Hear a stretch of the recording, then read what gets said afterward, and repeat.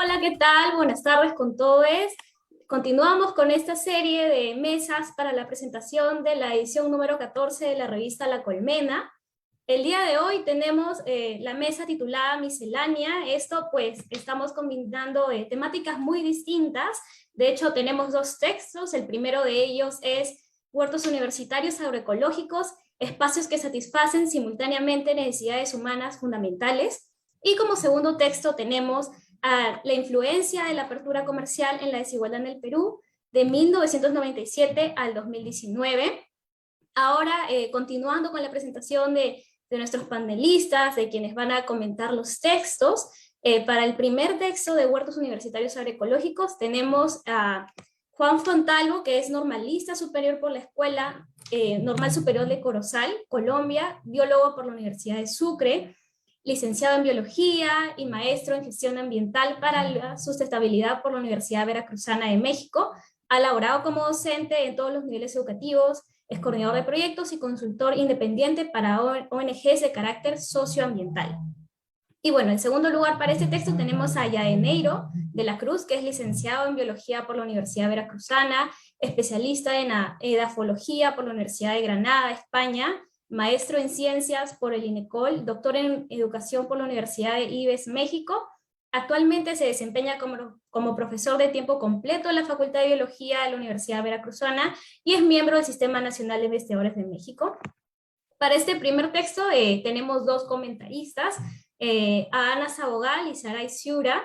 Ana Sabogal es doctora en Ciencias Naturales por la Universidad Técnica de Berlín, Alemania, con maestría en Desarrollo Agrario de la misma universidad, e ingeniera agrónoma de la Universidad Nacional de Agraria La Molina. Es profesora principal de Conocimiento de Ciencias Naturales, Paisajismo y Ecología Vegetal del Departamento de Humanidades. Sus investigaciones se enfocan en la ecología vegetal de los páramos andinos y ecosistemas costeras de la costa norte del Perú, con múltiples publicaciones en estos temas. Por su parte, Saray Ciura es ingeniera agrónoma con posgrado en producción y extensión agrícola. Actualmente es profesora del Departamento de Horticultura y secretaria académica de la Facultad de Agronomía de la Universidad Agraria de La Molina. Su trabajo se enfoca en los sistemas de producción hortícola, especialmente con pequeños agricultores. Ha desarrollado numerosos trabajos de promoción de huertos urbanos con mujeres organizadas en programas de terapia y de reinserción laboral.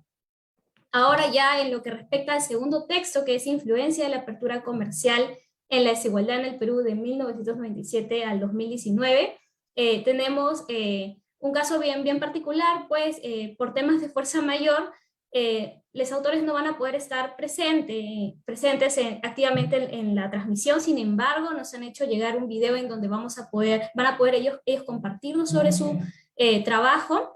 Ahí vamos a tener a Mayra Camino, que es egresada de Economía y Negocios Internacionales, con experiencia en proyectos de educación y género, y con estudios en diversidad y metodologías ágiles. Y también a Marta de la Cruz, egresada de Economía y Negocios Internacionales, con interés en Economía del Desarrollo e investigaciones en género y desigualdad. Y como comentaristas vamos a tener a Jan Last, doctor en Estudios de Desarrollo y magíster en Economía, forma parte del comité directivo del Centro de Investigación de la Universidad Ricardo Palma, enseña cursos de economía nacional e internacional, como también metodologías de investigación a nivel de magíster y de doctorado. Él es autor del libro Lucha Revolucionaria, Perú, del periodo 1958 a 1967, y sus intereses académicos se encuentran en el desarrollo político y económico del Perú, clases y movimientos sociales y lucha guerrillera. Y también tenemos para este texto como comentarista a Diego Mendoza, sociólogo de la Pontificia Universidad Católica del Perú, con estudios de economía en la Universidad Nacional Mayor de San Marcos. Actualmente cursa una maestría de urbanismo y desarrollo territorial sostenible en la PUC. Trabaja como consultor en proyectos relacionados a temas de gestión urbana, seguridad ciudadana, manejo de bases de datos y análisis estadísticos. Asimismo, se desempeña como predocente en la Facultad de Gestión y Alta Dirección sobre metodologías de investigación, economía aplicada y manejo de softwares estadísticos. Habiendo dicho esto, damos pase al primer texto. Allí tenemos a Juan Fontalvo y Yadeneiro. Los escuchamos.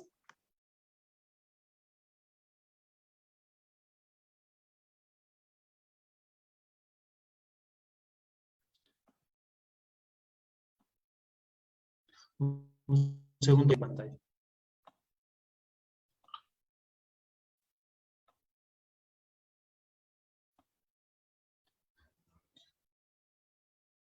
¿Sí la pueden ver?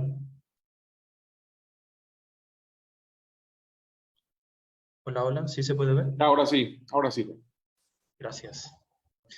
Bueno, es un gusto para nosotros poder presentar con ustedes este trabajo que muestra una documentación de largos años sobre un espacio cultivado en la Universidad Veracruzana. Este trabajo lo hemos titulado Huertos Universitarios y Necesidades Humanas, una aproximación bibliográfica y vivencial desde el huerto agroecológico de la Universidad Veracruzana en México. Y bien, quienes lo presentamos somos Juan Fontalvo y Yadeneiro de la Cruz. Bueno, para comenzar, vamos a situar un poco mencionando que los huertos han venido teniendo un auge bastante importante en los espacios educativos, en las instituciones de diferentes niveles, han permeado desde preescolar, primaria, secundaria, bachilleratos, incluso han llegado a las instituciones de educación superior, como las universidades, y ahí se han desarrollado diferentes trabajos investigativos donde se muestra cómo la versatilidad y la multifuncionalidad de este tipo de espacios, como los huertos, en el ámbito educativo pueden ofrecer distintos beneficios, muchos de ellos relacionados con cuestiones educativas, como lo es el diálogo de saberes, la adquisición de aprendizajes significativos, mediante metodologías como el aprendizaje colaborativo, basado en proyectos, basado en problemas. Y esto, sin duda, ha mostrado cómo este recurso didáctico se convierte en una herramienta para que los docentes puedan desarrollar competencias en los estudiantes, particularmente teóricas, heurísticas y axiológicas. Y muchas de ellas también relacionadas con no solo el saber hacer y el saber ser, sino también con el saber sentir, dadas las características de este tipo de espacios que promueven muchas cuestiones sensoriales de los estudiantes. Pero además, a través de estos espacios se pueden también trabajar o abordar no solo los temas básicos de la currícula a nivel universitario, sino también temas transversales como salud, alimentación, sustentabilidad, género, entre otros, ¿vale? Este tipo de espacios ya se ha documentado que pueden ofrecer distintos servicios ecosistémicos en el contexto urbano.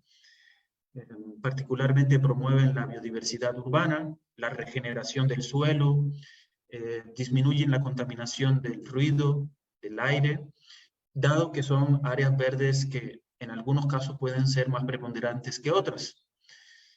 Y bien, también de alguna manera u otra ya se ha documentado o se ha mencionado que este tipo de espacios pudieran tener algún tipo de influencia o pudieran ser un canal para satisfacer necesidades humanas. Y bueno, en ese sentido, pues hacemos una recopilación en este trabajo del abordaje de las necesidades de seguridad, afiliación, reconocimiento, autorrealización.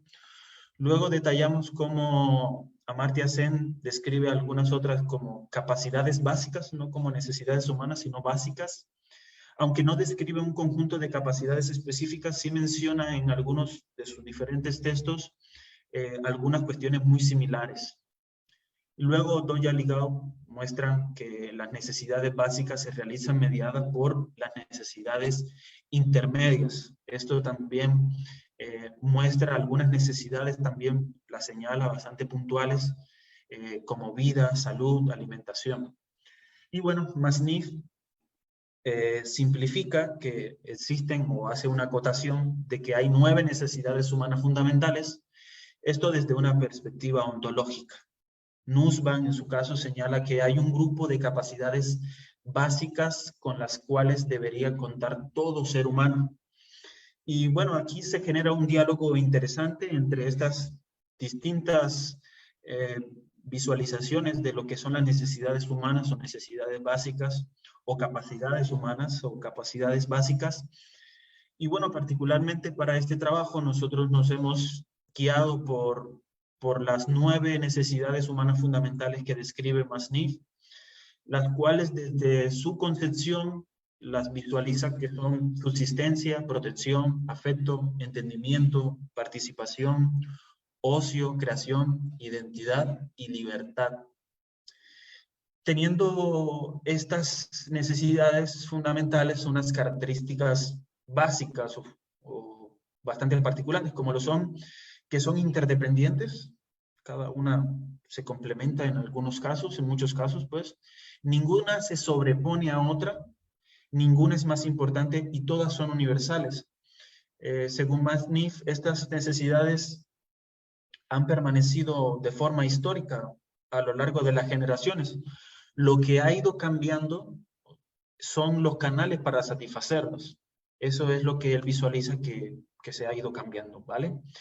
Y también, dentro de su teoría, menciona que pues, hay diferentes tipos de satisfactores, diferentes canales para poder lograr estas necesidades, como lo son algunos de tipo singulares, específicos para una necesidad, algunos que son sinérgicos, que al tiempo que pueden desarrollar una necesidad, puede potenciar otra. Algunos son pseudo satisfactores, algunos canales verdaderamente pareciera que buscan la satisfacción de una necesidad, pero en realidad son más banales y no logran generar ese nivel de satisfacción. Algunos son inhibidores, al satisfacer una inhiben otro, y en algunos otros casos se les llama también satisfactores que son violadores o dos tipos de canales que son violadores de las necesidades, impiden que se puedan desarrollar o abastecerse de una o más capacidades. Y bueno, teniendo esto en mente, nosotros quisimos ligar y visualizar la relación que existe entre los huertos universitarios y la satisfacción de necesidades humanas fundamentales, a través de esto desde una aproximación bibliográfica y vivencial. Esto desde el huerto agroecológico de la Facultad de Biología de la Universidad Veracruzana en México. En ese sentido, usamos en este trabajo, este estudio exploratorio, la metodología de estudio de caso que propone Hamel y colaboradores 1993, donde sitúan 4 momentos importantes, como lo es una pregunta de reflexión, una unidad de análisis, algunas técnicas de recolección de la información y el análisis de la misma. Para ello, nuestra pregunta de reflexión fue de qué manera el huerto agroecológico y sus actividades asociadas, no solo el espacio en sí, sino los procesos que allí se desarrollan, pueden ser un espacio o canal para satisfacer necesidades humanas fundamentales de los miembros de la Facultad de Biología de la Universidad Veracruzana. La unidad de análisis fueron estos miembros de la facultad y miembros de la red de huertos de la Universidad Veracruzana entre enero de 2014 y junio de 2021. Facultad que ha tenido a lo largo de estos años una población aproximada entre 600 y 700 personas, entre docentes, estudiantes y personal de apoyo. Y la red de huertos conformada por estudiantes, docentes y algunos personales de apoyo también en este sentido. Bueno, las técnicas para la recolección de la información se dividieron en 2 partes. Para el aspecto bibliográfico visualizamos el método de búsqueda especializada, propuesto por Tranfield y colaboradores 2003, y para el aspecto vivencial lo realizamos a través de la técnica de observación participante y observación documental. Esto nos permitió visualizar y particularmente detallar comportamientos y actitudes en las personas que participan en este espacio a lo largo de estos años, a través de bitácoras y otros instrumentos. Y el análisis de la información lo tuvimos teniendo en cuenta particularmente las necesidades fundamentales y las categorías existenciales del ser, tener, hacer y estar, propuestas por Masniff 1992. Y fue así como logramos visualizar que el huerto puede satisfacer la gran mayoría de las necesidades o todas las necesidades humanas fundamentales a través de sus atributos y de los procesos que allí se desarrollan. Las que están con asterisco representan esas necesidades que posiblemente se están desarrollando o propiciando, satisfaciendo en mayor proporción, que son entendimiento, participación, ocio e identidad, y las que no tienen asterisco son aquellas que en un segundo momento no se satisfacen en gran proporción, como las primeras. Particularmente creemos que el huerto, como espacio educativo en este ámbito universitario, puede contribuir a que las personas tengan una capacidad más crítica, puede estimular su curiosidad e intuición para tener educación y esto se logra a través de acciones como analizar, estudiar, meditar e investigar en este tipo de espacios. Y aquí lo más interesante es que estando en el huerto, estando y trabajando en él y participando en sus actividades, es justamente el canal para satisfacer este tipo de procesos. La capacidad de participación se promueve y se visualiza que el huerto puede contribuir a que las personas puedan tener mayor receptividad y mayor dedicación, asignando roles, asignando responsabilidades y deberes y propiciando algunos tipos de acciones como la cooperación, la expresión de opiniones. Visualizamos también que el huerto lo utilizan los estudiantes en gran proporción como un espacio, como una actividad de ocio, para deslindarse de muchas veces de sus actividades cotidianas, para desestresarse del ambiente universitario, van allí a deshiervar las camas de cultivo, a cultivar, a regar, a abonar las camas, a mover la composta. Y eso, de alguna manera u otra, según lo que han manifestado las mismas personas, les da tranquilidad, les despierta la espontaneidad y les ofrece paz mental, se sienten bastante relajados, divertidos incluso, y eso, todas estas características están asociadas con el ocio. Y bueno, a nivel de identidad, hemos visualizado que los estudiantes que pertenecen al colectivo del huerto han empezado a sentir un gran sentido de pertenencia, a tener un gran sentido de pertenencia y autoestima, no solo a nivel individual, sino también por el colectivo y los valores que representan. Esto ha llevado a generar algunos tipos de principios y valores dentro del colectivo, como compañerismo, trabajo colaborativo, prestarse tareas, incluso colaborarse en sus actividades cotidianas, hacer tareas juntos, y eso se ha generado en el ambiente y en el contexto de lo que es el huerto. Y bueno, eso los ha conducido a crecer y comprometerse, no solo como dentro del colectivo, sino también con las asignaturas, con la carrera universitaria que ellos desarrollan, a echarle más ganas, como se dice de forma vulgar, pero sí a estar más comprometidos dentro de sus actividades y responsabilidades cotidianas, gracias a los roles y responsabilidades que desempeñan dentro de este espacio. Y bueno, a nivel de otras necesidades, decimos que no se satisfacen en gran manera porque estamos hablando de bueno, salud física y mental, alimentación. No es que todos los estudiantes y los profesores puedan comer del huerto y satisfacer todas sus necesidades alimenticias, porque no da para todos, ¿verdad? Es una población bastante amplia, pero el huerto sí induce a que las personas puedan cultivar sus propios alimentos en casa o que puedan cambiar sus hábitos alimenticios. Y esto los lleva a tener hábitos más saludables y que de alguna manera u otra repercuten en la salud física y mental. El huerto es un espacio que permite la cooperación, la planificación y promueve lo que es y ayuda a tener un espacio seguro. Todo esto en el marco de espacios resilientes y sustentables dentro de los contextos urbanos.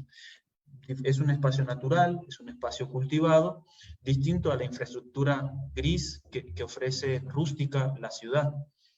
Y bueno, con respecto a otras necesidades como la de creación, el huerto promueve la imaginación, la inventativa, la curiosidad y algunas otras capacidades y destrezas. Y a nivel de libertad y afecto, pensamos que y visualizamos que en el huerto, por el compañerismo que se ha generado, se promueven amistades y relaciones, no solo interpersonales, sino también con la naturaleza. Se promueve esto que es la empatía ambiental y el cuidado y expresar las emociones. Particularmente eso lo hemos visualizado dentro de las faenas y todos estos tipos de espacios de diálogo que se generan en el huerto. Y bueno, a nivel de la libertad, pensamos que debe ser una necesidad que se debe satisfacer en todos los tipos de espacios. Este es un espacio abierto, es un espacio libre, que está abierto al público en general, no tiene restricciones y todos los procesos que allí se desarrollan están abiertos a la participación. Cada quien puede expresar sus ideologías, sus manifestaciones, sus deseos, sus principios y demás, y todo bajo una igualdad de derechos. Esto, entonces, es allí donde visualizamos que el huerto sirve como un canal de satisfacción, y lo hemos documentado así a partir de los comportamientos, las actitudes, los diálogos y los discursos de las personas que durante estos años han estado conviviendo y desempeñándose en este lugar. Algunos beneficios derivados de la satisfacción de necesidades, podemos visualizar que las necesidades humanas están ligadas con la calidad de vida y el bienestar de las personas. Entonces, este tipo de procesos tienen un efecto positivo sobre el bienestar social y comunitario. Ayudan los huertos a reconstruir condiciones sociales para generar una mayor resiliencia en la comunidad universitaria. Sirve como un proceso terapéutico el huerto, sirve como un espacio de relajación, de ocio, de diversión, y eso ayuda en gran medida a lo que es la resiliencia de la comunidad, a tener espacios para convivir, para participar, para expresar opiniones y sentirse identificados con una idea, un proyecto y un espacio colectivo. Y bueno, promueven los huertos, siendo áreas verdes dentro de los espacios universitarios, entornos más inclusivos, más accesibles y sustentables, una de las grandes metas de las sociedades modernas. Y bueno, algunas recomendaciones que nosotros dejamos para que este tipo de espacios puedan seguir manteniendo esa capacidad de satisfactor de necesidades humanas, es que siempre se logre o se visualicen con un enfoque participativo todos sus procesos y actividades, que tengan una organización de forma horizontal, en la que no haya así como rangos o jerarquías, sino que todos participen, desde el director, el coordinador de programas y los estudiantes, en las faenas, en cortar, en ensuciarse, en cosechar, en mover la composta, todos para que se sienta más ese contexto de comunidad. Y bueno, a nivel del manejo del huerto, se recomienda que sea un manejo agroecológico, esto para favorecer la sustentabilidad del agroecosistema, o cualquier otro tipo de forma de hacer agricultura que sea amigable con el ambiente, como lo es la permacultura y la agricultura orgánica, si se pudiera mencionar. Y bueno, para finalizar, queremos hacer énfasis en que este tipo de espacios tienen un gran potencial para promover las necesidades humanas fundamentales, para satisfacerlas, y lo más valioso es que la pueden satisfacer de forma sinérgica, no solo una necesidad, sino varias, y que esta satisfacción va a depender en gran parte del uso que le den las personas y los colectivos, y del tamaño que sea el huerto, del tamaño que sea la población, y de cómo se distribuyan las cosechas y cómo sea la forma de organizarse particularmente. Este tipo de procesos creemos que tienen gran incidencia en el desarrollo personal y comunitario, no solo para mejorar la autoestima, generar identidad, sino también generar identidad por el lugar, por el espacio, y así tener responsabilidad social, responsabilidad comunitaria, y valorar este tipo de espacios o áreas verdes dentro de los contextos universitarios. Creemos que esta conjetura que estamos realizando puede representar un punto de partida importante para generar una discusión más profunda sobre la relación existente entre los huertos y las necesidades humanas. Esta es una aproximación bibliográfica y vivencial. Evidentemente, creemos que será necesario posteriormente hacer estudios más profundos con otros tipos de instrumentos que permitan realizar mediciones y cuantificaciones más exactas. Pero verdaderamente ponemos sobre la mesa un tema que creemos es relevante en el contexto de las universidades. Y bueno, con eso agradecemos mucho a la Colmena por este espacio y por la oportunidad de retroalimentar nuestro texto, verdaderamente hacerlo más ameno, más en diálogo con las ciencias sociales. Muchas gracias nuevamente. Muchas gracias, Juan y Adeneiro, por este artículo tan importante y de hecho innovador en nuestra revista para esta edición. A continuación doy pase a Ana Sabogal y a Saray Ciura para los comentarios. Quizás podemos empezar con Ana, te escuchamos. Muchas gracias, Almendra. Bueno, y gracias también a Juan por la interesante presentación. Claro, yo creo que indudablemente los biohuertos son espacios interesantes, como tú bien mencionas, y me parece bien interesante tu estudio también, en el sentido de que los biohuertos son espacios justamente de socialización, ¿no? Son espacios también donde justamente a menudo se acepta a aquellos que no son iguales a uno, y en ese sentido me parece interesante tu mención también de Martha Nussbaum, que en su último libro, La monarquía del miedo, que no sé si te refieres a ese, me imagino que sí, allí menciona bastante justamente el tema del miedo y el racismo, ¿no? Como reacción frente a lo desconocido, ¿no?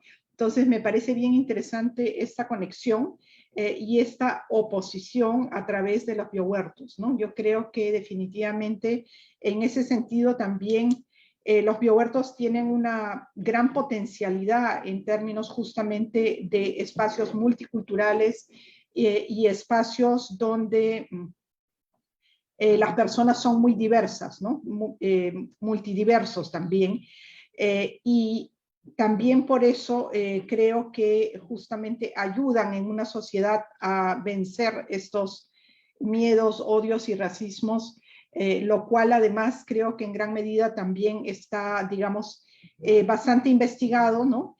Y hay varias investigaciones con respecto a el trabajo, digamos, también con las plantas y con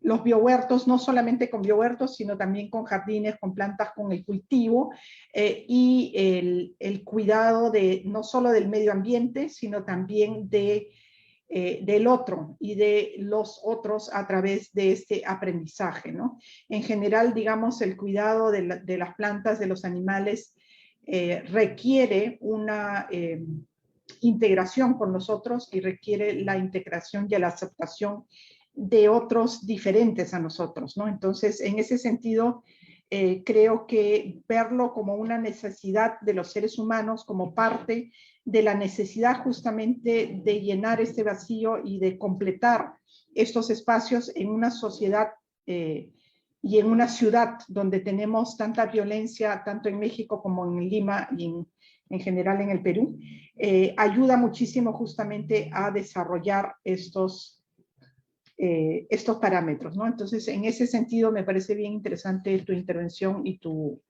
trabajo. Y bueno, por ahí van mis comentarios por lo pronto.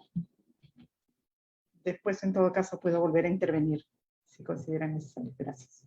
Muchas gracias, Ana. Ahora pasamos con Saray, te escuchamos. Hola, ¿qué tal? Buenas tardes. Hola, Ania. Es un gusto estar también con los profesores de Veracruz. Me pareció muy interesante el trabajo porque es en realidad una muestra de lo que en la academia se debe generar, que es un poco la transdisciplinariedad y también la integración y la interacción. El diálogo de saberes no solamente se da entre diferentes culturas, sino también entre las diferentes disciplinas, ¿no? Corrientemente siempre estamos hablando cada uno, ¿no?, de su especialidad. Confieso que el enfoque del Huerto en este artículo para mí fue una entrada, digamos, diferente, difícil a lo que uno desde su formación como horticultora, ¿no?, está acostumbrada. Pero es el tiempo de hoy, porque cuando uno va al campo, cuando uno habla con un amigo, a uno no le preguntan si es sociólogo, si es profesor o si es ingeniero, sino simplemente cuando uno habla con un campesino o con una señora en una huerta o con un estudiante, generalmente se hablan de procesos y se hablan de, digamos, de naturaleza, o se establecen relaciones sociales, interactúan entre las personas y se originan procesos muy importantes, no solamente en la vida de las personas, sino de la vida en comunidad. Y tal vez ese es el acercamiento por el cual yo estoy acá en un espacio que corresponde básicamente a sociólogos, hablando de una experiencia de huerta, desde una experiencia de repente desde el ocio, como he mencionado, desde la curiosidad, ¿no?, desde el sentirse bien en un espacio comunitario, ¿no?, como pueden ser todos los efectos que causa una huerta, ¿no? La necesidad también de generar conocimiento, como por ejemplo el aprender a comer mejor, como el cuestionarse qué cosa como, si lo que como me hace bien o lo que como de repente no me está haciendo bien, ¿no? Recientemente también aquí en Lima acaban de publicar un trabajo en donde se presentan los principales productos o alimentos que consume Lima. Y somos, como dicen, una población de 4 P's. Comemos pan, que no producimos, importamos, comemos pollo, por el cual nuestra balanza comercial de maíz es deficitaria, porque tenemos que importar muchísimo maíz para darle de comer a los pollos, en un centro de diversificación del maíz, ¿no?, como son los Andes, ¿no? También comemos plátano, porque es una fruta súper abundante, ¿no? Y no me acuerdo ahorita cuál es la cuarta P, es pan, pollo, ¿no? Y papa, ¿no? Papa, que es nuestro orgullo nacional, ¿no? Pero que sin embargo está incluida en una dieta que incluye su consumo casi a diario, ¿no? Esto trae como consecuencia que cuando se analizan esos patrones de consumo, tenemos patrones de consumo que de pronto nos manda el mandato que da, digamos, la sociedad, el mandato que tenemos por las relaciones, digamos, los patrones de consumo que cada vez tienden a ser más universales y vamos perdiendo contacto con la naturaleza. Para mí, el huerto tiene 2 funciones.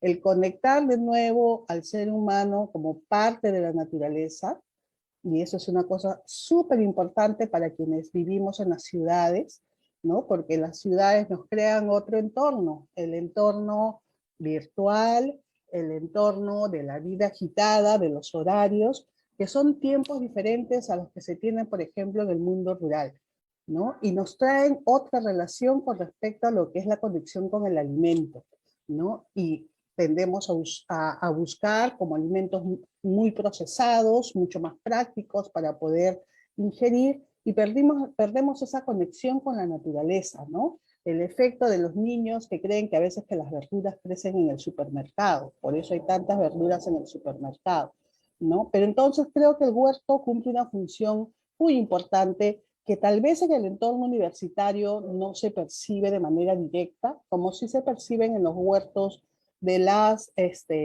señoras que en zonas de desierto, en el desierto de Lima, como en Villa María del Triunfo, hacen sus huertas sin agua, sin buen suelo, con un clima del desierto, y sin embargo persisten las huertas. Eso es resiliencia y eso es conectar con la necesidad básica que ustedes mencionan, que es la de la sobrevivencia y la alimentación. Es cierto que todo el país, eso también lo han calculado, no podría abastecer las necesidades de consumo actuales.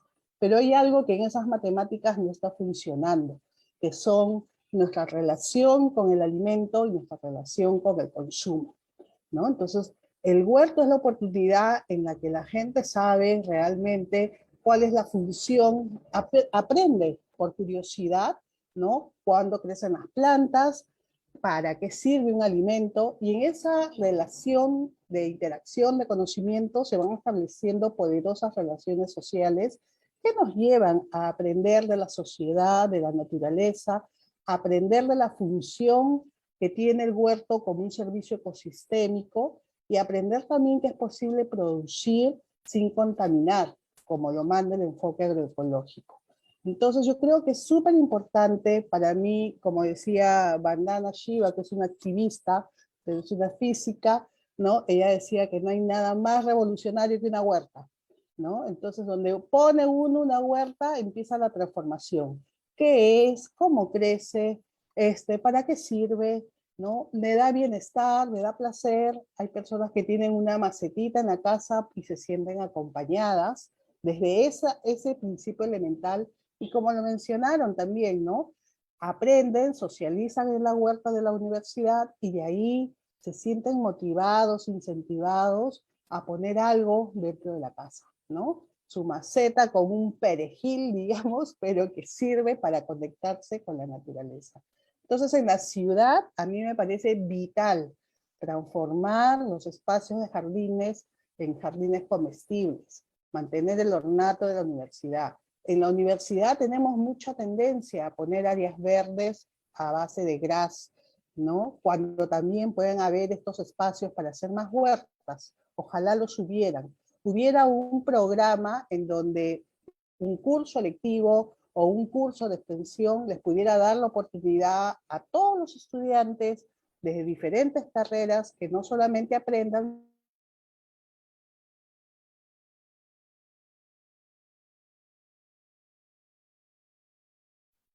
Muchas gracias, Saray. Bueno, asimismo también tenemos una pregunta de parte del Perdón, público. disculpa, ¿Sí? disculpa, se fue la conexión. Te Y escuchamos, continúa. ¿puedo terminar? Claro que sí. Sí, solamente quería, disculpen, terminar con eso, que por eso a mí me parece súper interesante este trabajo, porque conecta esas dos cosas, ¿no? El bienestar desde el punto de vista humano, ¿no? Y la necesidad de poder reconectar al ser humano con la naturaleza.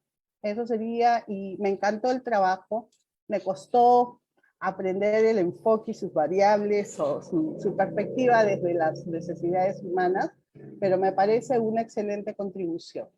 Muchas gracias. Disculpa, podría, Isaí, solamente complementar el comentario de Saray Sur, Claro. que justamente en estos espacios universitarios es donde se hace, me parece más pertinente, porque cuando ya los jóvenes toman una decisión de acceder a una carrera universitaria, pareciera que en esa burbuja de conocimiento reduccionista, pues se olvidan de algo muy elemental, que es justamente que todos nos alimentamos, ¿no? Y entonces, que en esa parte, o sea, independientemente de lo que hagamos, seamos y cuál sea nuestra actividad profesional, laboral, etcétera, e incluso nuestra edad, pues todos dependemos de los alimentos.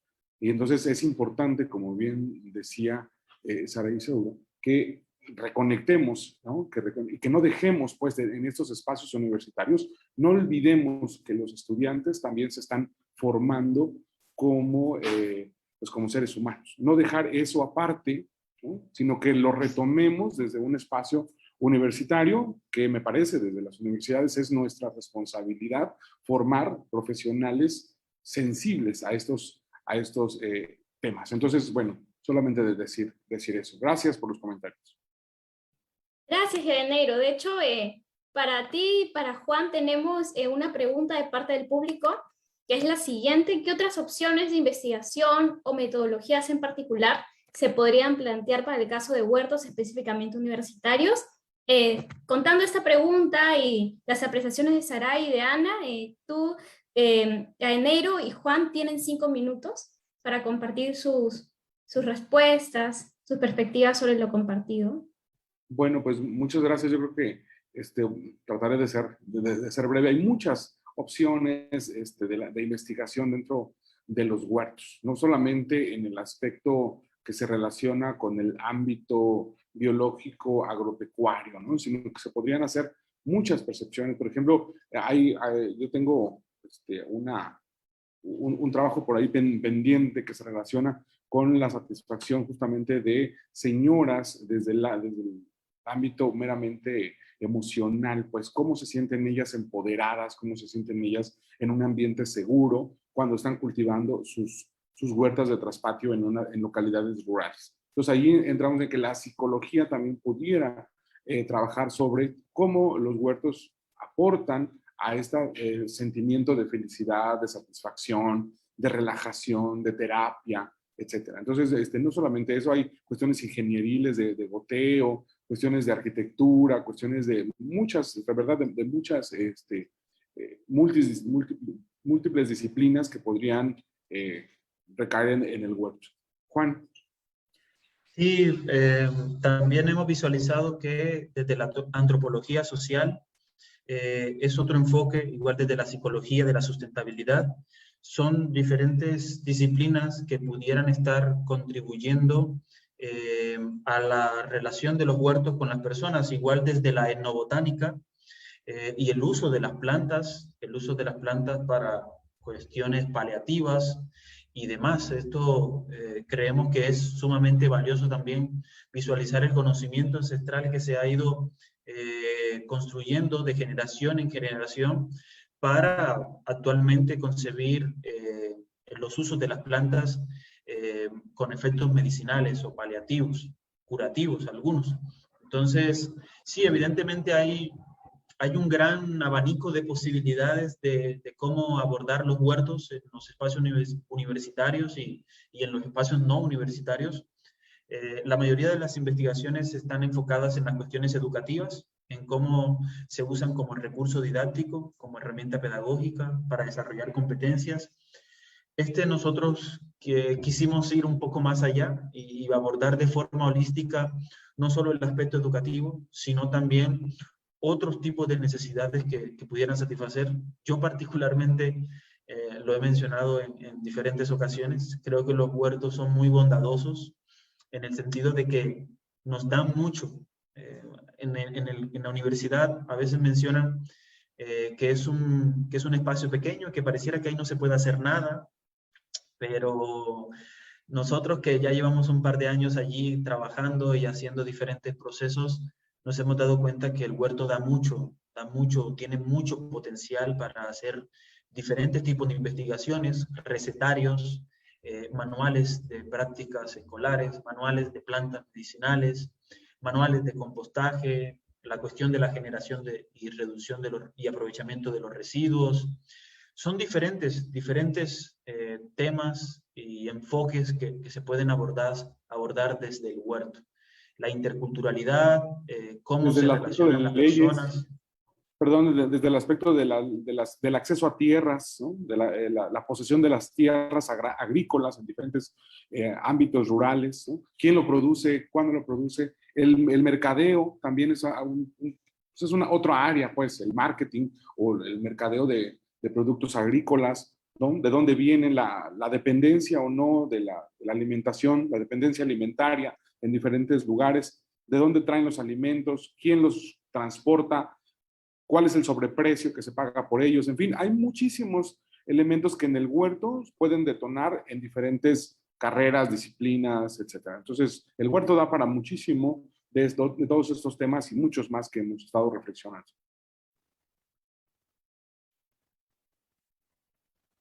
Muchas gracias, Janeiro y Juan.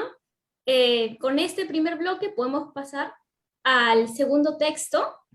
El segundo texto como les habíamos mencionado, es el de influencia de la apertura comercial en la desigualdad en el Perú de 1997 al 2019. De hecho, para este texto tenemos a Mayra Camino, a Marta de la Cruz, ambas autoras y egresadas de Economía y Negocios Internacionales, como se mencionó al inicio de la mesa. Las autoras no van a poder estar presentes, sin embargo, esto se debe a razones de fuerza mayor, pero sin embargo han enviado un video a la Colmena en donde podrán compartirnos sobre su artículo. Creo que ya se está compartiendo el video. Asimismo, para este texto vamos a tener como comentaristas a Jan Las y a Diego Mendoza. También recordar que el día de mañana tenemos 2 mesas más en la serie de presentación de la revista.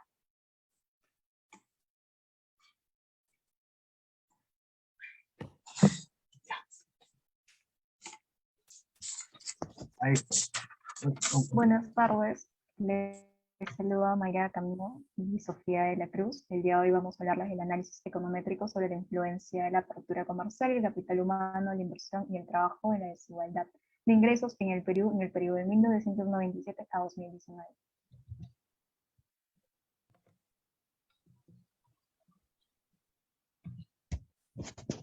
La presente investigación tiene como objetivo el análisis del impacto de la apertura económica del capital humano, el crédito en el sector privado, el trabajo en el sector agrícola y comercial en la desigualdad de ingresos en el Perú durante el periodo de 1997 a 2019. Se utiliza el modelo planteado por el FMI en 2007 de mínimos cuadrados ordinarios que busca medir el impacto de la desigualdad, el impacto de la globalización en la desigualdad de ingresos. Con eso se busca realizar una crítica en la visión clásica del comercio internacional y el aporte que ha tenido el incremento de la riqueza, el incremento de las exportaciones y la disminución de la desigualdad en el caso peruano.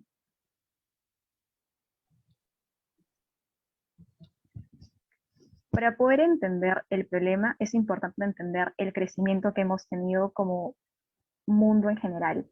La riqueza mundial ha incrementado en un 66% entre el periodo de 1995 a 2014.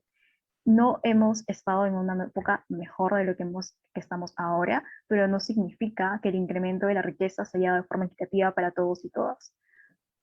En Perú, pese a que la pobreza ha disminuido considerablemente, ahora estamos muchísimo mejor de lo que pudimos haber estado hace muchos años, incluso en estas circunstancias.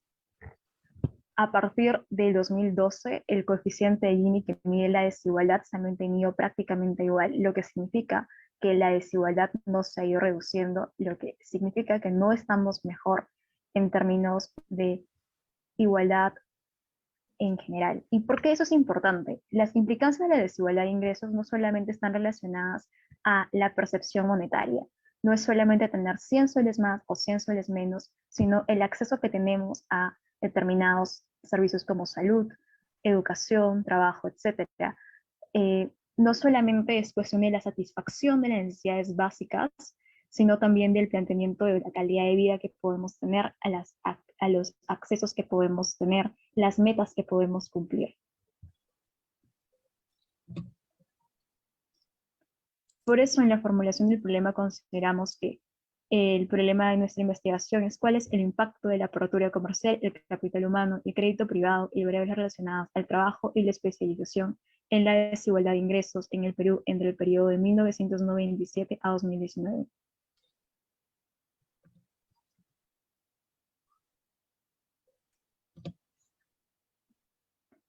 El modelo es una variación adecuada al caso peruano del modelo planteado por el FMI, donde se puede ver las variables relacionadas a la apertura comercial buscando el efecto en la desigualdad, donde la desigualdad está medida por el coeficiente de Gini. La apertura económica es representada por la suma de exportaciones e importaciones como porcentaje del PIB. Las inversiones están percibidas como el crédito del sector privado por depósitos de bancos y otras instituciones. La teoría del capital humano y el capital humano está representado por el índice del capital humano y la población de 15 a más años con estudios secundarios y estudios superiores. y la especialización relacionada a los sectores agrícola e industrial. Para el modelo hemos identificado variables de fuentes homogéneas. Casi todas las variables son del Banco Mundial y la del Índice de Capital Humano de Penn Data Table, para poder tener un modelo sin tanto ruido por la mezcla de fuentes.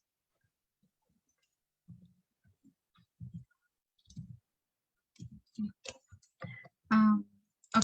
Entonces, para esto es bueno mencionar que se emplea un modelo de regresión lineal múltiple, que esto nos ayuda a relacionar varias variables independientes con una dependiente. El método usado ha sido el de mínimos cuadrados ordinarios, como mencionaba mi compañero, la cual tiene test y pruebas específicas que nos permiten comprobar la veracidad matemática de nuestros resultados obtenidos. Al principio se planteó un modelo, como se vino diciendo, con todas las variables que se fueron mencionadas incluidas.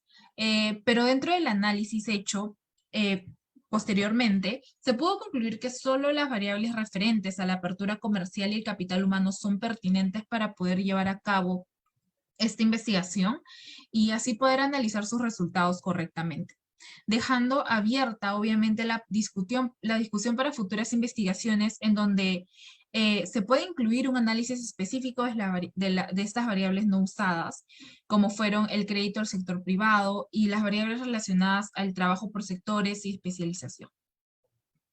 Cabe resaltar asimismo que los picos en el comercio exterior, por ejemplo, para los años 2009, 2011 y 2019, han provocado una cierta distorsión en el análisis a largo plazo de la variable de apertura comercial. El primero se debe básicamente a la crisis financiera que Perú, que fue sentido como una crisis de exportaciones, que vino de una crisis mundial. El segundo, del año 2011, fue debido al crecimiento récord de las exportaciones para ese año, y el tercero, debido a la disminución de las exportaciones tradicionales con respecto al año anterior, que es para el 2019, ¿no? Esto para evitar, para poder homogeneizar y poder analizar correctamente nuestra data sin tener ruidos, sin tener una distorsión, como se viene diciendo. El modelo mostrado, el que está en estos momentos, es el modelo final, en donde, como se sabe, se incluyeron estas dummies para homogeneizar los efectos económicos que se tuvo en estos años. Dado el análisis realizado, se pudo comprobar también el cumplimiento de los diversos supuestos del modelo que está planteado bajo un modelo del MCO, demostrando un modelo eficiente y que explica un alto nivel de confianza en la relación entre la apertura comercial y el capital humano con la desigualdad económica, tomando en cuenta los eventos históricos ya mencionados. Entonces, la parte de discusión. Antes de discutir los resultados, se sabe que existe una discusión constante, ya se sabe, es una investigación concurrente, una discusión constante de que si la apertura incrementa o disminuye la desigualdad de ingresos de un país.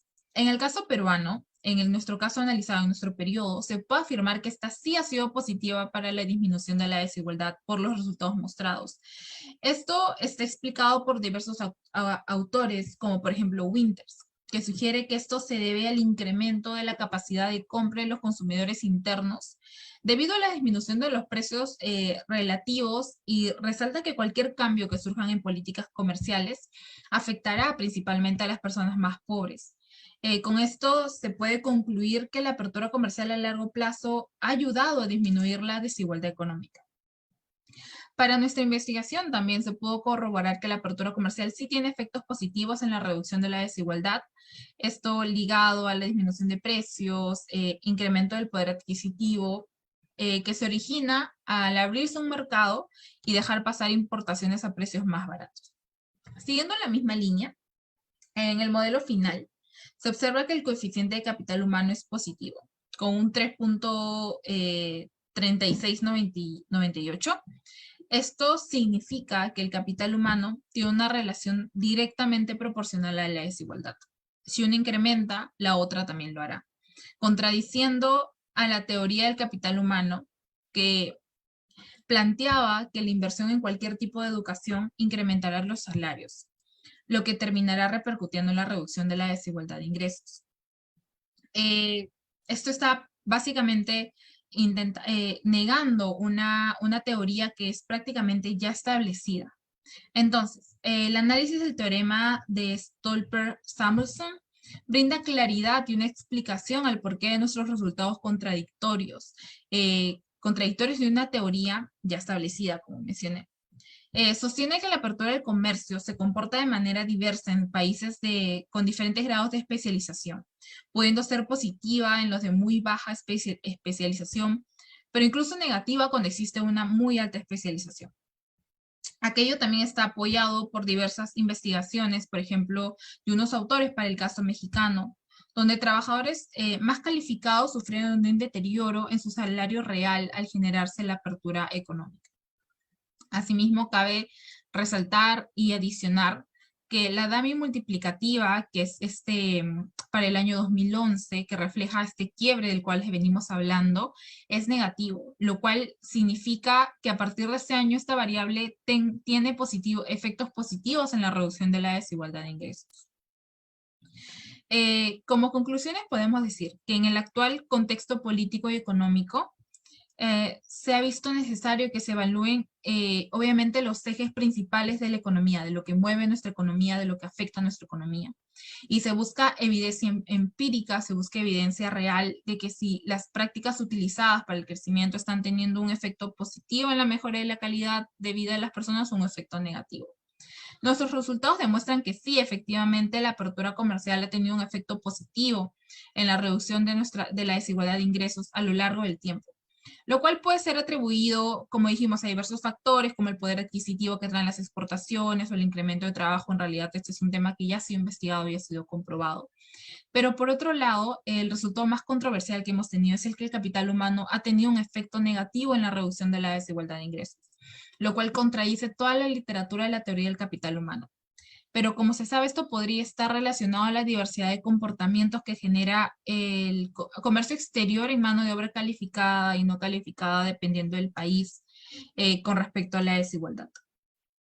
Entonces, si bien nuestro modelo es confiable y verídico, ya que se realizaron las pruebas necesarias, recomendamos que se use este modelo para poder establecer un punto de partida, que este modelo sea un punto de partida claro, que dé a paso a investigaciones mucho más concluyentes y enfocadas en las relaciones entre variables de capital humano, especialización, análisis de los sectores laborales, en los distintos sectores laborales. Esto abre a la discusión de analizar debidamente también las políticas establecidas para estos ítems mencionados, analizar políticas laborales, analizar políticas de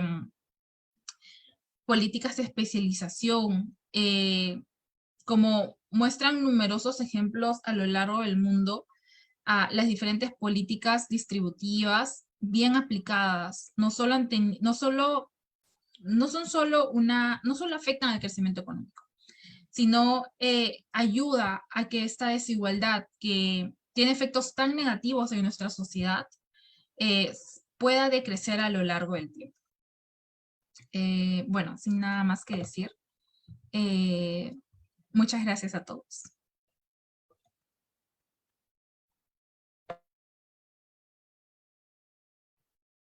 Te agradezco a las autoras, Mayra, y sí, ahora vamos a dar pase a los comentaristas. Tenemos como invitados a Jan Last y a Diego Mendoza. Cada uno tiene 10 minutos para compartir sus apreciaciones sobre el artículo expuesto. Podemos comenzar con Jan Last. ¿Le escuchamos?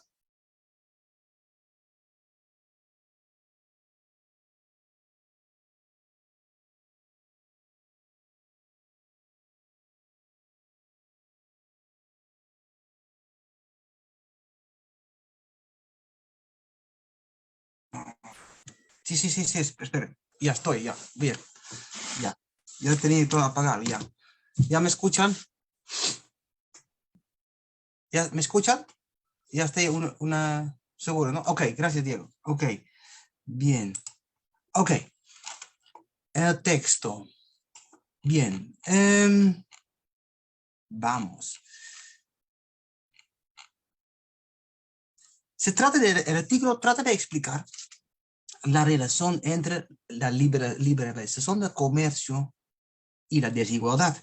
Entonces llega a la conclusión, ¿no?, en su modelo, que mayor apertura económica, mayor cantidad de productos que importamos, mayores posibilidades que exportamos. Este modelo, ese es el modelo neoliberal, ¿no?, que tenemos, ¿no?, que fue implementado en los años 90, no olvidamos esto, ha reducido la desigualdad, ¿no?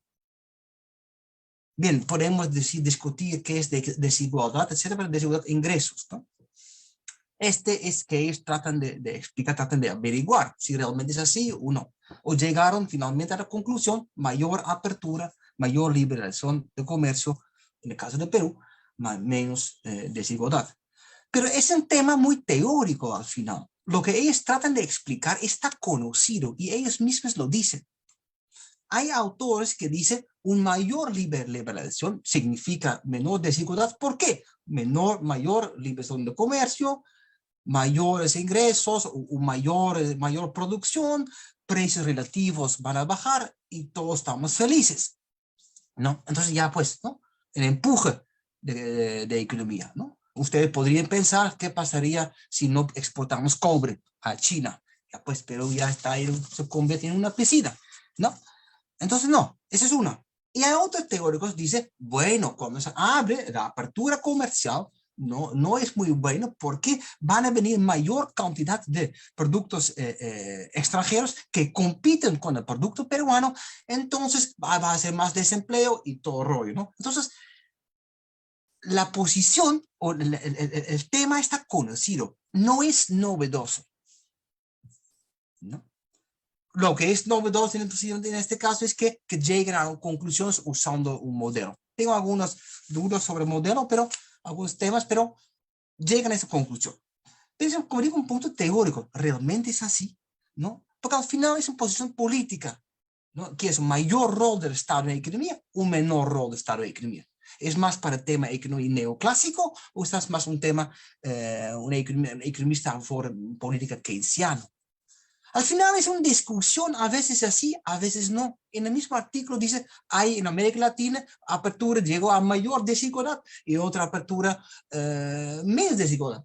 Depende de muchos factores, dicen ellos. Entonces no es finalmente, la teoría no es concluyente y la práctica tampoco. Depende de muchos otros factores. Posiblemente en el caso de Perú hay suerte, pero yo dudo esto.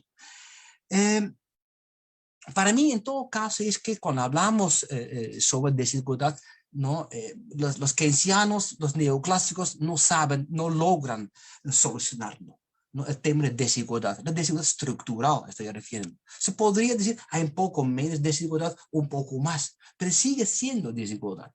Pienso que la desigualdad o la explotación de ser por otro ser debe solucionarse estructuralmente.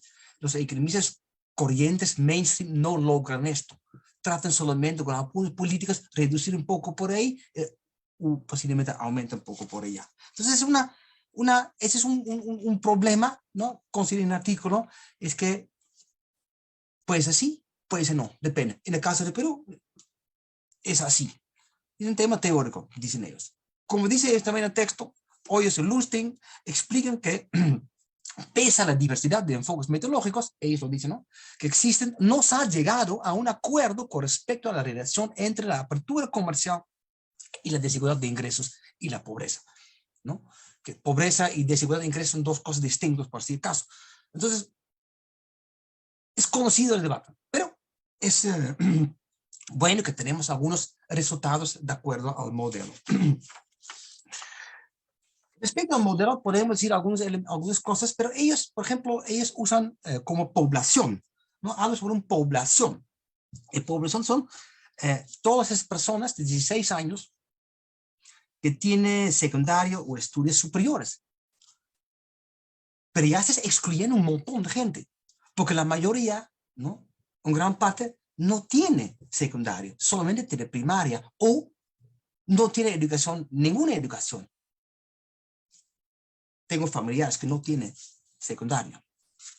Están excluidos en esto entonces. Lamentablemente no explican por qué usan solamente estos grupos que tienen secundario, ¿no? Entonces ahí se reduce el tema de población. Mi gran punto es, no tanto el debate, porque el debate no me da respuestas contundentes, no puede ser sí, puede ser no, es un debate entre economistas que no solucionan la desigualdad, solamente tratan de disminuirlo. Pienso que el artículo se ha mantenido muy teórico porque no ha llegado a la realidad peruana. La realidad peruana no es que tenemos un montón de grandes empresas. Tenemos un montón de empresas, microempresas, independientes. La mayoría de empresas peruanas no exportan. Hay más de 2 millones de empresas, ¿no? Hay 8.000 que exportan algo por ahí. Y obviamente la mayoría de exportadores son microempresas, pero su contribución a la exportación es mínima.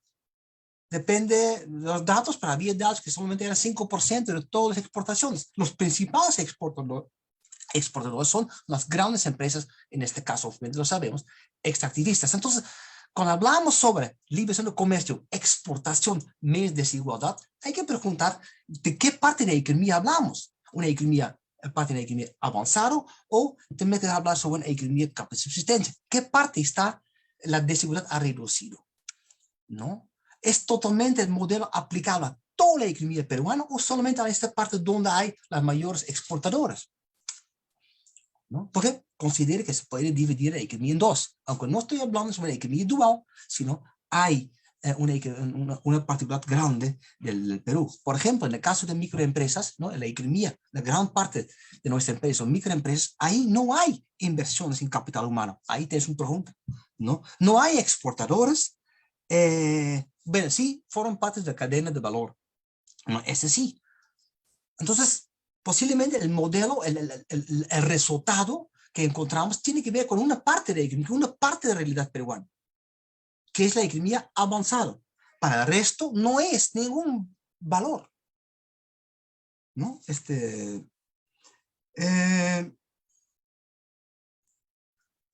Pero ahí está un tema interesante que dice ellos también, por eso el artículo es un poco, ¿no? El texto, ellos refieren a un señor que es Stolper-Samuelson. Mira, según el teorema Stolper-Samuelson, los efectos de la apertura comercial varían de país en país, dependiendo de su oferta laboral. Ahí está, la oferta laboral entre una economía de subsistencia y la economía avanzada, microempresas, baja productividad, sin capital, sin inversión en capital humano, poco o nada de educación, principalmente primaria, y otro lado, en la economía avanzada, otra parte de la economía, minería, grandes empresas, mayor inversión en capital humano, etc. ¿No? Dicen ahí, según el teorema, los efectos de la apertura comercial varían de país en país, dependiendo de su oferta laboral. Los países con mayor oferta de trabajo sin especialización sentirían un impacto más intenso que aquellos con un nivel de especialización intermedia, que sentirían efectos menores e incluso negativos. Ahí hay que verlo, donde hay esto, economía avanzada o una economía de subsistencia, donde hay esta especialización, ¿no? Fíjate, en otra página, en página 8, hay un tema de acá. Wood. Asimismo, Wood concluye que, pese a existir una reducción en la desigualdad de ingresos al producir una apertura comercial, existen casos como el latinoamericano y el asiático, en los que no se cumplen debido a los sesgos técnicos en contra de los trabajadores menos calificados. Los trabajadores menos calificados encontramos justamente en la mayor parte de nuestra economía, como yo digo, economía cable de subsistencia. Mi pregunta es, el punto es, uno, ya, el parte teórico, ya, yo entiendo la relación apertura y menos desigualdad. Perfecto, teóricamente es correcto, pero también es teóricamente correcto mayor apertura, mayor nivel de desigualdad o menos desigualdad. Ya, perfecto, correcto. Eso sabíamos. Los autores muestran que hay, en el caso del Perú, mayor apertura, menos desigualdad. Sin embargo, pienso que no es la realidad peruana que estamos hablando, porque la realidad de la economía peruana es que tenemos una economía avanzada donde hay muchos exportadores que benefician mucho de la liberación de comercio. Toma en cuenta también autores que una gran parte de nuestro PIB está hecho por transables, no que ni podemos exportar, ¿no? Entonces, ellos son pues, los más afectados positiva y negativamente. ¿no? Y la gran parte acá de microempresas que producen ellos, realmente producen mucho valor.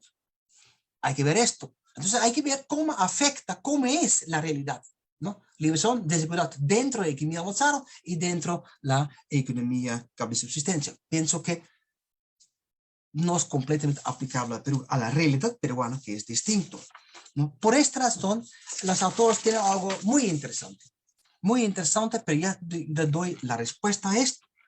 No entienden, no llegan a concluir el modelo, ¿no? El resultados, dicen siguiente: un mayor nivel, mayores inversiones en capital humano llegan a mayor nivel de desigualdad.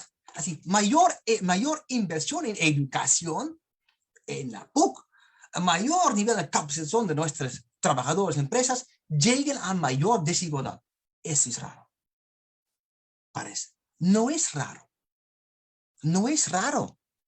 Si tú aceptas que la economía peruana, aunque es una unidad, pero se pueden ver una diferenciación entre una economía avanzada y una economía de subsistencia, ¿no? Por ejemplo, un mayor nivel de inversión de capital humano se hace en la economía avanzada. Entonces, en este caso hay la gente en la economía avanzada van a ganar más dinero, y la gente en la economía, posiblemente economía de cambio de subsistencia, no. Entonces hay mayor nivel de desigualdad, porque quien se beneficia de esto es justamente una parte de la economía. Ahí tienes una respuesta, por ejemplo. Por otro lado, es que la mayoría de la gente que trabaja en la economía de subsistencia no tiene las capacidades, no tiene las posibilidades, gran parte informal, para ir a la economía avanzada, para mudarse. La supuesta movilidad social no existe ahí. Una vez ya tienes tu educación primaria, ya trabajas en la fotocopiadora, no vas a ser gerente general de una empresa transnacional, para decirlo así, ¿no? Entonces, que posiblemente ahí está. Es porque la inversión en capital humano hace que haya mayor distancia entre, vamos a decir, los pobres y los ricos trabajadores.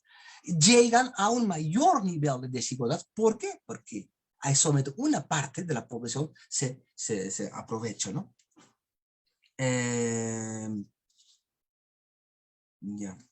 No sé, que hay algo en página 14.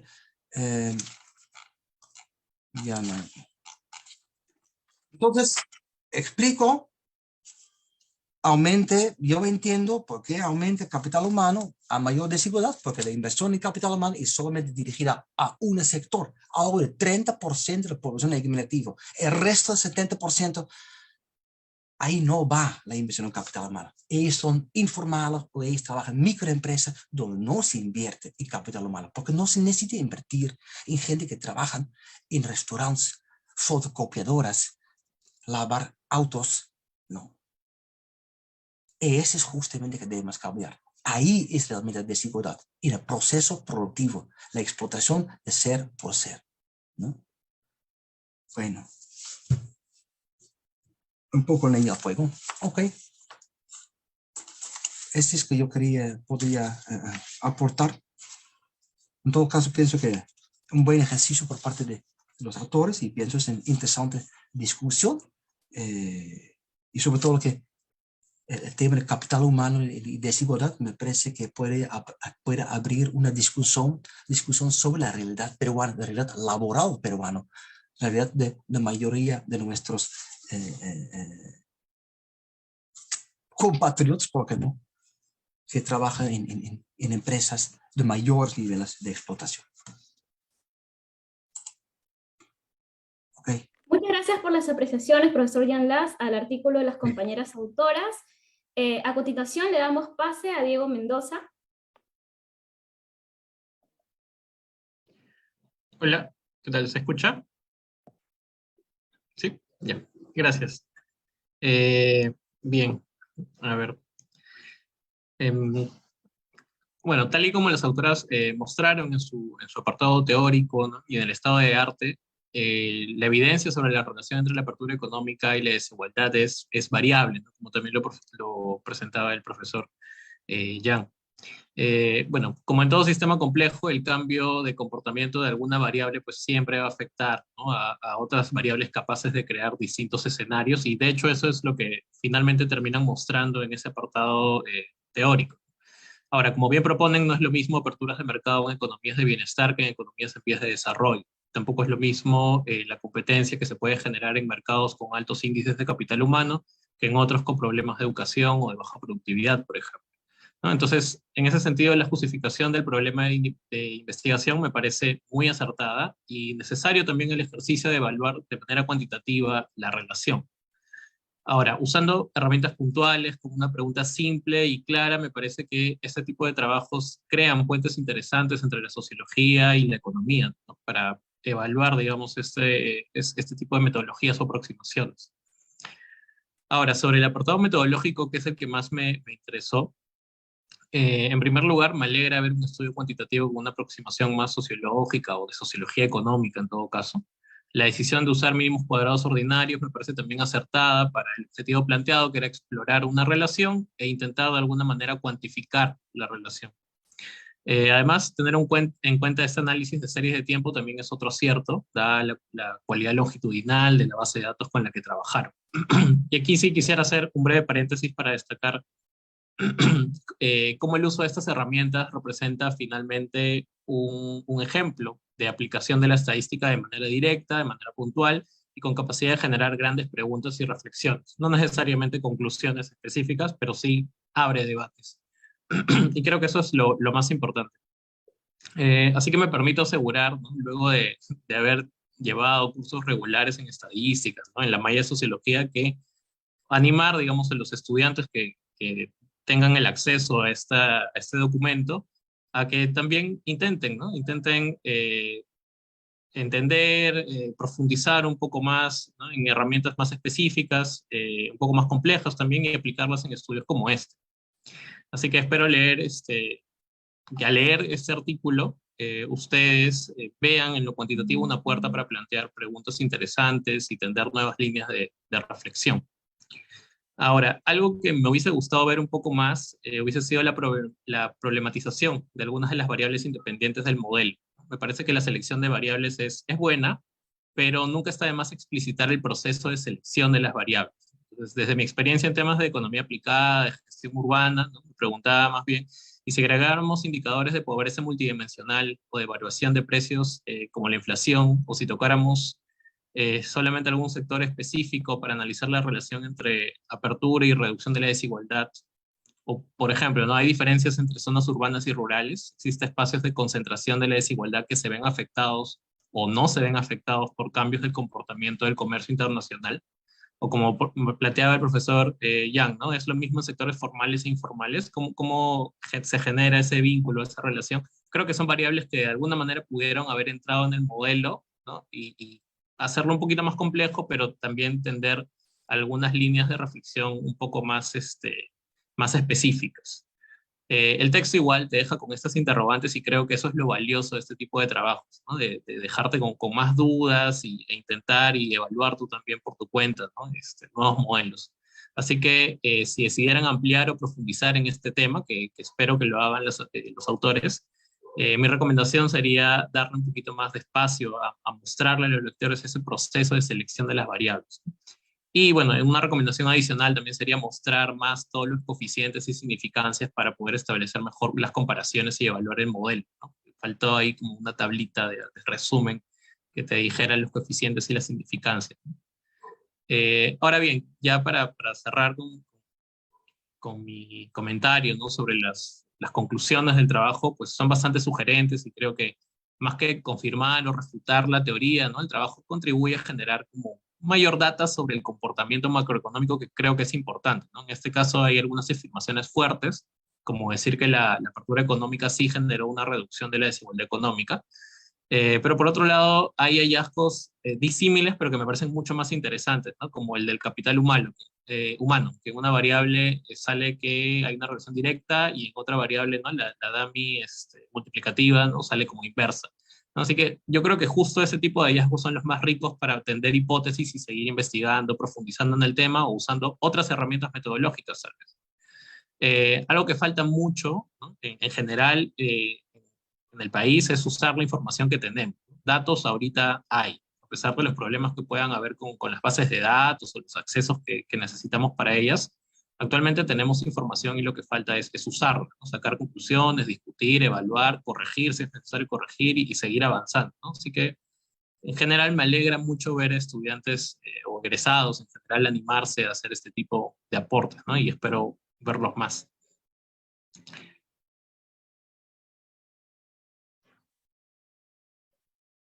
Muchas gracias, Diego.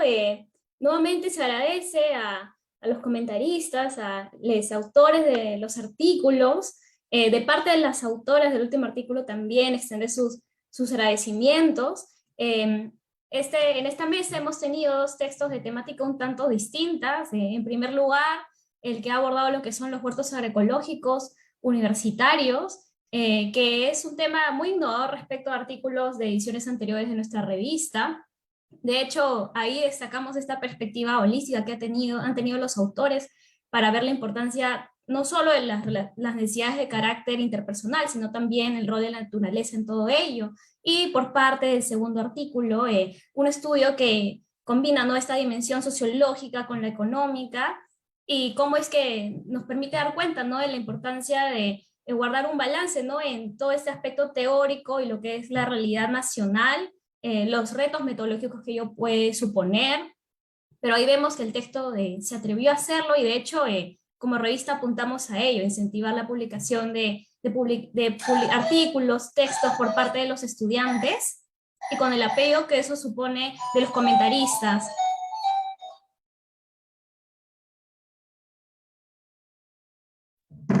Disculpas. De hecho, esto también deja muchas preguntas que esperamos que sean abordadas por futuros artículos en futuras ediciones. También quisiéramos recordarles de las dos mesas que tenemos el día de mañana. A las 3 p.m. tenemos una mesa sobre educación y brecha digital, y finalmente ya en la tarde nuestra mesa de clausura, que es de una temática muy especial, sobre producción académica desde revistas estudiantiles. Ahí vamos a tener invitados especiales de revistas de nuestra facultad, estudiantes. Y con ello le doy pase a los invitados para que puedan dar unas palabras finales de despedida.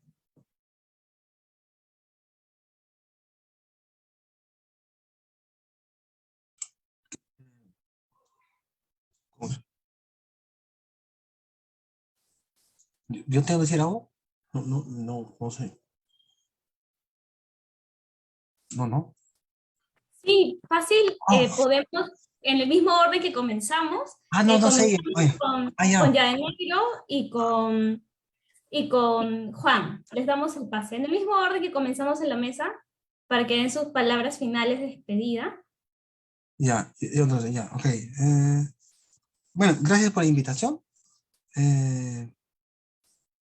Me gusta la iniciativa, ya sé que seguramente la revista yo no conocía, entonces es un punto, pienso, es importante. Yo no conocía la revista, entonces pienso que tenemos que tratar de tener mayor difusión de la revista La Colmena. A veces los artículos son muy buenos, he revisado otros artículos de estudiantes en otra revista que no son tan buenos. Este artículo es bien desarrollado, aunque tengo mis críticas, pero no hay problema. Pero pienso que el trabajo de estudiantes, trabajo de, yo puedo decir, casi colegas, ¿no? Elaborar artículos para fomentar la discusión con el objetivo ayudar a desarrollar el país, ¿no? Es importante, pero pienso que hay que hacer mayor difusión, porque pienso en la gran parte de la gente que podría estar interesada en los artículos no sabe la existencia de La Colmena. Entonces, que busca formas de difundir, no solamente por Facebook, sino también puede ser un sitio de web, no sé, pero hay que difundir. Veo algunos estudiantes que conozco, pero nunca han hablado sobre La Colmena. Entonces, pues, ¿no? Entonces, gracias por la invitación, y lo siento, tenía un poco tarde, pero afortunadamente, justamente antes de mi intervención. Muchas gracias. Cuídense. Muchas gracias, profesor Luz, es algo que vamos a tener muy, muy en cuenta como revista. Diego, te escuchamos. Bueno, igual, gracias por la invitación. Yo, bueno, ya egresé hace un tiempito y me alegra mucho ver que la colmena continúe, incluso a pesar de las condiciones actuales, ¿no? Presentando los artículos, al menos de manera remota, ¿no? De manera virtual, y que se continúe la producción académica.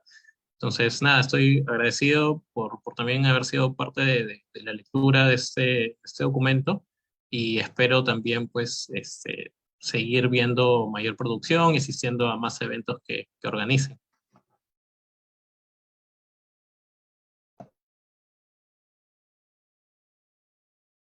Gracias, Diego. Continuando, sí, para cerrar con las comentaristas del primer texto, Ana, Saray, les escuchamos.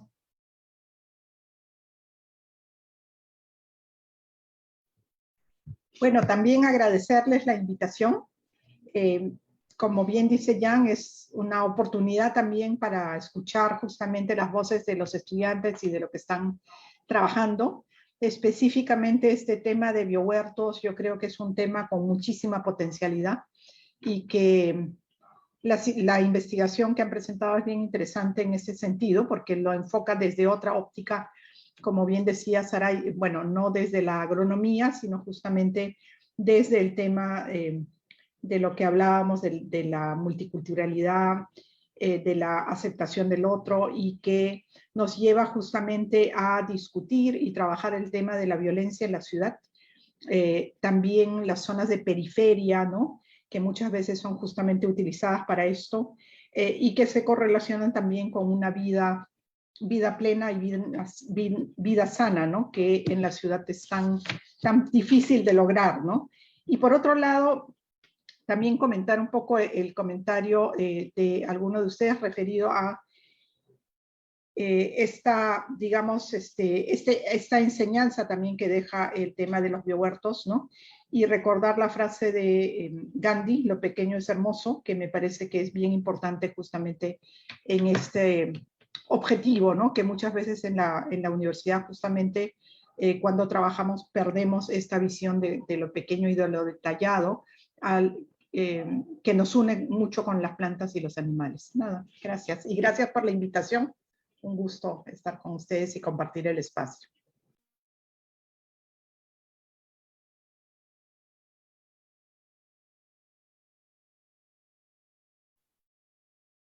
Muchas gracias, Ana.